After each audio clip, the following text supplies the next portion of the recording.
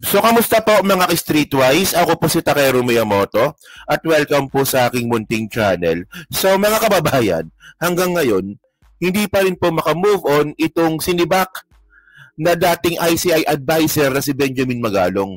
So, kanina po sa Senado, nagsusumbong din si Magalong na unfair daw yung pagtanggal sa kanya dyan po sa ICI. Well, sa hindi lang po nakakaalam, no? Tatanggalin na po talaga si Magalong sa ICI. Inunahan niya lang po talaga ng resignation para hindi naman nakakahiya. So ngayon, dahil nga po dyan sa ginawa ni Magalong kanina sa Senado, parang nabisto po natin na ang isa pala sa pinakarason kung bakit siya tinanggal dyan sa ICI, naglilinis lang pala yan ng pangalan ng mga Duterte dyan sa loob. Nagiging bantay siya ni Bongo. In short, mga kababayan, nagiging spy ng Duterte camp yang si Magalong dyan sa loob ng ICI. Kaya nga sabi ni PBBM, di ba? No, through Claire Castro na pinag-aaralan yung appointment po ni Magalong diyan. So ayun talaga yung pinakarason, isa sa pinakarason, no? So syempre meron tayong mga reference dito. So pakita ko muna sa inyo, no. Bale, ito yung kanina sa Senado. Okay. So basahin natin to dito, no. Si Bam Aquino yung nag-interview sa kanya kanina, no. Ibinahagi, no, ni Baguio Mayor Benjamin Magalong ang mga detalye ng naging investigasyon ng Department of Commission on Infrastructure sa kanyang maikling parte roon bilang special advisor. Doon, diba? Sabi niya dito, the way I see it, it has become cottage. Industry, pagtukoy ni Magalong sa umano'y talamak, nakatiwalian kaugnay sa mga anomalyang flood control projects. Alam niyo mga kababayan, no? Ang point natin dito, ang nakakatawa kasi dito, bigla-bigla po na lang na naging anti-corruption advocate itong si Magalong. Natandaan po natin mga kababayan, no?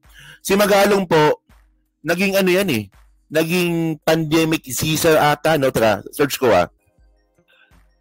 Yan, ito, nakita ko na. Okay, ito. So, ito nabalita ito nung year 2020. Palace names new pandemic Caesars as Philippines sees more COVID-19 cases. So nabalita ito nung 2020, no? So nandiyan po si Magalong mga kababayan. Nandiyan si Magalong. So ang point ko dito mga kababayan, no, alam naman po natin na nung panahon po nung pandemya, kurakot po si Digong doon po sa Parmali. 'Di ba? Kung anti-corruption advocate ka talaga, kailan nagsimula 'yan? Kasi nung panahon po nung pandemic, ikaw mismo Magalong, naging pandemic Caesar ka nung panahon ni Digong, wala ka man lang sinabi about sa Parmali na pagnanakaw ni Digong. Kaya nga kami lang nagtataka kami sa inyo, bigla na lang, kung kailan po imbestigahan, bigla kang umepal, yung flood control project na yan. And by the way, no, ang malupit kasi dito mga kababayan, no, ito gamit tayo ng code card, wait, ito.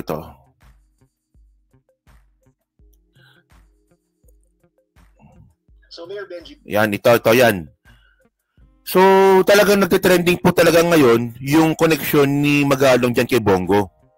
No? At tinatanaw po ng malaking utang na loob ni Magalong yung ginawa po ni Bongo sa kanya. So, ito yun Saan ba yun? Ito. Yan, ito. So, sabi dito, Benjamin Magalong expressed deep gratitude to Senator Bongo for his assistance to the city, especially during the height of COVID-19 pandemic. So in a statement, Magalong clarified that he was never part of the DDS. Kayo ba naniniwala ba kayo na si Magalong hindi parte ng DDS? Appointee ka ni Digong? Di ba? At meron kang utang na loob kay Bongo? DDS group but emphasized that the senator provided significant support when Baguio needed it most. So napakalaki ng itinulong niya si Bongo nga daw sa amin dito sa syudad ng Baguio, especially during the COVID-19. Kanino ba kami umasa ng napakalaki nun? Hindi mo maalis sa akin yan. Utang na loob, Magalong said. Okay. So ngayon, actually may video pa dito para mas maganda. May video pa yan Nakuha ko to sa interview niya kay DJ Chacha. Tingnan niyo to. Pa rin daw po alam yung tungkol dun sa rock netting scam, not just flood control. Doon po, anong tugon nyo? Tsaka yung sinasabi niya na sinuportahan nyo nga daw po si Bongo last election. Totoo din po ba yon? O tandaan nyo ha. Actually, mga kababayan, ito kukwento ko lang sa inyo, no? Di ba nung nakarang eleksyon, di ba, meron akong sinuportang party list, yung ABP, ang Bumbero ng Pilipinas, hindi nyo binoto talo tuloy. No? Isang beses nga po, no, na nandun nga po kami sa Baguio nun, di ba? So, si Magalong po talaga, Maka Duterte po talaga yan. Kitang-kita po sa mga tauhan niya. Kasi po nakasalamuha po namin yung mga tauhan ni Magalong dun po sa Baguio kasi nagparada kami. So, Maka Duterte po talaga si Magalong. At nakikita mo yan dun sa mga tauhan niya. Kasi merong nagano sa amin. Kumbaga may umakay sa amin dun sa Baguio. No? Syempre, bago ka makapagparada sa Baguio, kailangan mo ng clearance, no, from the LGU. So, syempre ako nakikiramdam naman kami doon. Napansin talaga po namin na yung mga tauhan po talaga ni Magalong, mga Maka Duterte po yan. Oh. So ito, balikan natin itong interview ni Magalong kay DJ Chacha. Oh, what does it have to do with the rock netting? Yes, I supported Senator Bongo kasi ang laki na naitulong nila sa amin during the pandemic.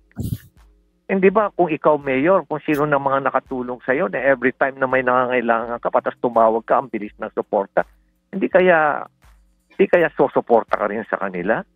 Lalo-lalo na if the people, the lives of your people are at stake. Oh, so suporta ka hanggang dumating sa punto doon na magiging spy ka dyan sa ICI. So mga kababayan, napaka-bullshit po nito kasi in the first place, no, yung sinasabi po ni Magalong na pagtulong ni Bongo dyan sa Baguio, walang yan. Trabaho po ni Bongo yan. Trabaho niya yun Siya yung chairman ng Committee of Health nung panahon na yon sa Senado. So trabaho niya yun. Walang utang na loob doon. Ginagampanan lang po daw ni Bongo yung trabaho niya sa Senado. Especially na si Bongo malapit kay Digong nung panahon na yon. Oh. So, ito talagang malakas ang loob na malaki yung utang na loob ko kay Bongo. So, palusot mo lang yon. So, ngayon, yung utang na loob ba na yan?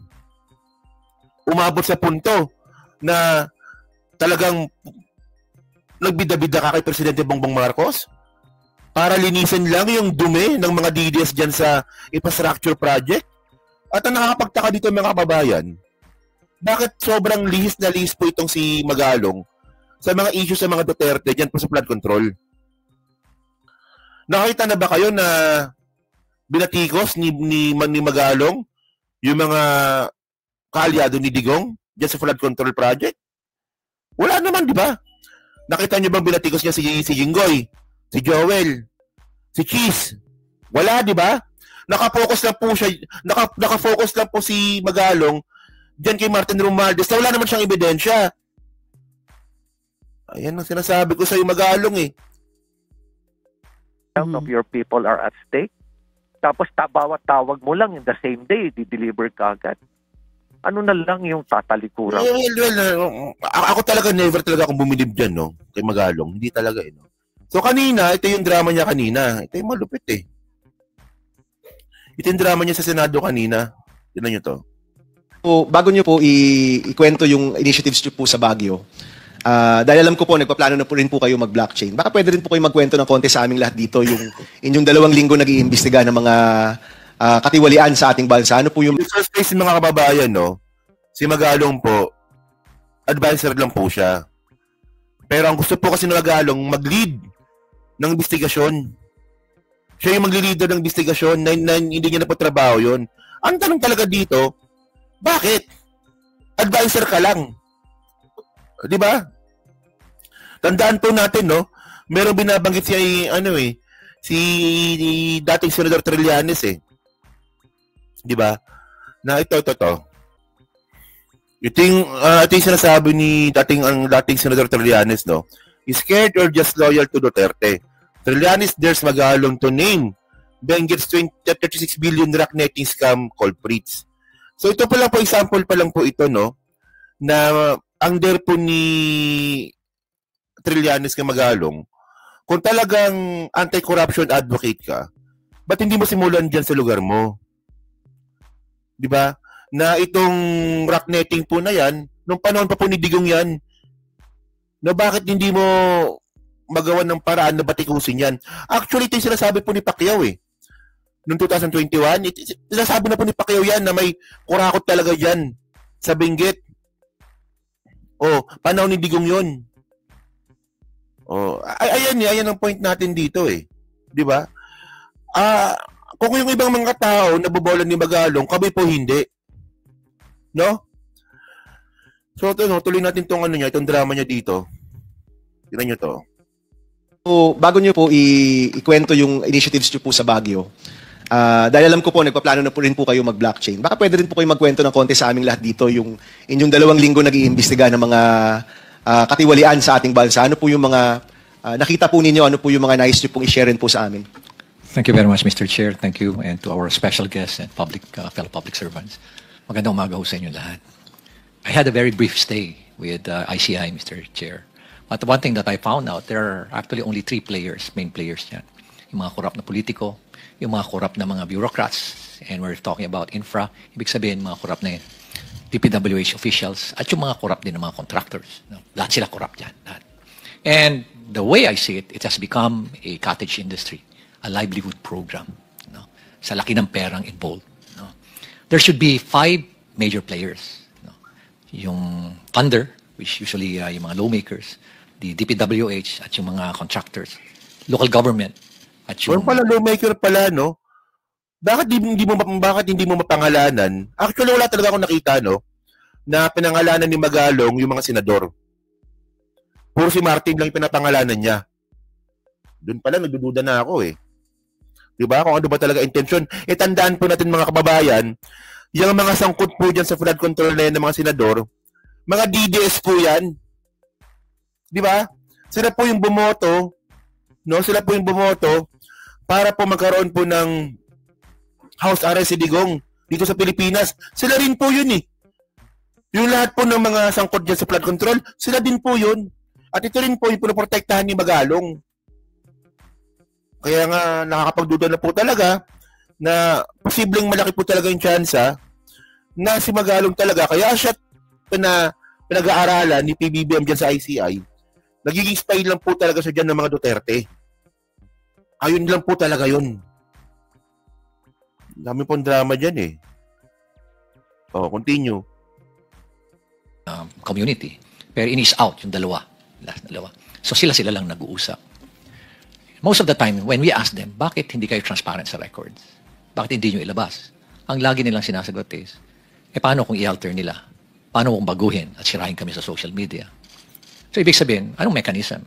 And that's the reason why we're pursuing this, itong transparency and accountability mechanism. And na-introduce nga itong blockchain sa amin. So pag in-introduce mo, sinabi mo na sa mga official na yan na, bakit hindi nyo blockchain? Wala na silang rason. Kasi very weak yung kanilang alibi. Nasabihin na, hindi namin gagawin yan kasi baka nakawin. O kaya baka i-alter para sirain pa kami. So, it's a very weak alibi. Pero may rason pa rin sila. May lusot sila. I was really surprised when suddenly I was asked or there was a press conference without even consulting me. Yan, ito sinasabi ko sa inyo, no? Ito sinasabi ko eh. Calling for me. And it was actually a hastily arranged press conference. Then suddenly, binabanggit na doon na I'm not an investigator. I'm just a legal advisor. When in fact, sila naman ang gumawa nung designation na yun, legal advisor investigator. So there were contrasting na mga pronouncement. Wala, ang alam ko talaga mga kababayan, sabi lang po ni Presidente Bongbong Marcos, advisor ka lang from the start. Nag-feeling yellow ka lang talaga na maging investigador para makakuha ka ng access. Kasi alam niyo mga kababayan no, kung anong implications ito. Kasi po no, pag si Magalong po talaga, hindi yan natanggal diyan sa ICI at nakapasok po siya bilang investigador, makikita na po ni Magalong na, ay, teka lang, yung investigasyon papunta na dito. Papunta na sa mga Duterte yung investigasyon. So, ang gagawin lang yan ni Magalong, magre-report ka agad kay Bongo yan. At syempre, ang gagawin ni Magalong, lilituin niya po yung investigasyon. Malaki po yung chance na mangyari po yun. Alam niyo mga kababayan, hindi po tanga si Presidente Bongbong Marcos. Meron po talagang rason si Presidente kung bakit gusto niya pag-aralan yung appointment niya kay Magalong. Oh. Wala eh. Talaga. Oh. So, ito yung drama ni Magalong. No, parang ang pinapalabas niya pa dito, na double cross pa siya dito. Wow, ayos Kakayanin ko pa yun eh. Tatanggapin ko pa yun eh. Tatanggapin ko rin na wala akong authority over the PNP CIDG, which is true. But we took the opportunity to enter into an MOU. Nakipag-MOU kami to our initiative.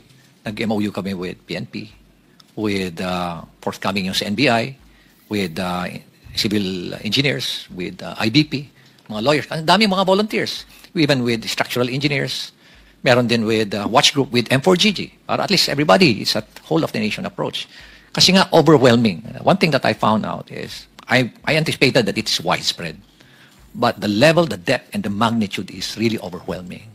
That hindi mo kakayanin ng 1 taon, 2 taon to investigate because it's in thousands of cases. Sabi ko nga, it became a cottage industry. Sa isang probinsya nga lang, sabi mo, isipin mo mga 50 ghost projects, 40 ghost O, projects. di ba? Actually, dyan magaling sa Magalong sa mga ganyan. No, sa mga ganyan-ganyan mga kwento. Pero by the way, mga babayan, kami po, no, kasi pinag-uusapan namin po ito si Magalong. Talagang listado na po talaga namin yan from the start. Di ba? DDS po talaga yan. Ayan po talaga pinakarason niya kung bakit nandyan po siya dyan sa ICI. No? So kayo mga babae, so kayo po, no, ano po masasabi nyo nga po dito? Kayo ba? Naniniwala ba kayo na malaki yung tsansa na itong si Magalong spy lang talaga ng mga Duterte dyan sa ICI, kaya siya sinibak? So yun, sa comment na po sa baba at binabasa ko pong lahat yan. At syempre, yan po sa Team Replay, pa-like, pa-subscribe. Di ba kalabisan, pa-share na po ng video po na to. So thank you mga kababayan, kita na lang ulit tayo sa susunod na content. So, thank you, salamat, and bye-bye.